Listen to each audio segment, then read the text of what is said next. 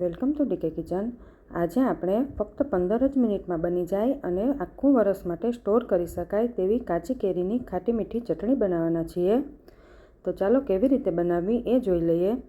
એના માટે એક કાચી કેરી લઈ લીધી છે, તે 300 ગ્રામ જેટલી છે। તો આપણે તેની હવે છાલ ઉતારી લેવાની છે। છાલ ઉતરી જાય પછી આપણે તેના કટકા કરી લેવાના છે।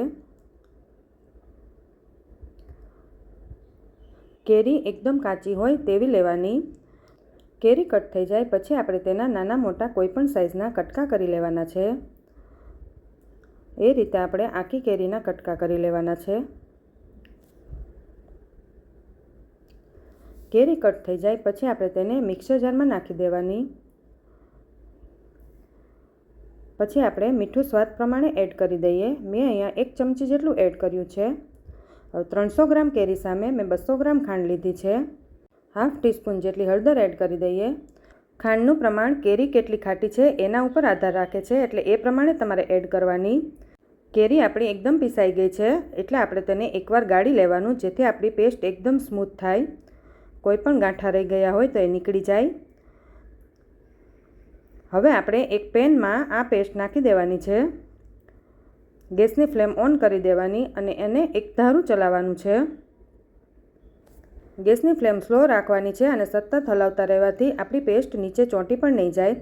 થોડું ઘટ્ટ થાય પછી આપણે તેને એક પ્લેટમાં 1 ટીપું જેટલું લઈને ચેક કરવાનું। 2 મિનિટ માટે એને ઠંડુ થવા દઈએ, ત્યાં સુધીમાં આપણે પેસ્ટને હલાવતા રહેવાનું છે।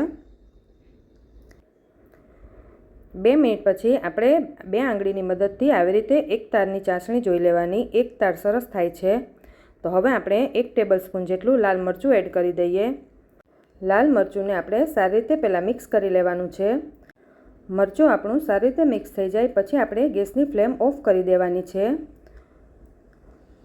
હવે આ પેસ્ટ આપણી થોડી ઘટ્ટ થઈ ગઈ છે અને આને આપણે એકદમ ઠંડી થવા દેવાની છે। 2 કલાક માટે ઠંડી થવા દઈએ। એકદમ ઠંડુ થઈ જાય પછી પેસ્ટ વધારે ઘાટી થઈ જશે। આપણી પેસ્ટ એકદમ ઘટ્ટ થઈ ગઈ છે। આ ચટણીને તમે કાચની બોટલમાં ભરીને 1 વર્ષ સુધી સ્ટોર પણ કરી શકો છો। 1 મહિના સુધી બહાર સારી રહે છે અને 1 વર્ષ સુધી રાખવી હોય તો ફ્રીજમાં રાખવાની। જો તમને મારો વિડીયો ગમ્યો હોય તો લાઇક, શેર અને સબસ્ક્રાઈબ જરૂર કરજો।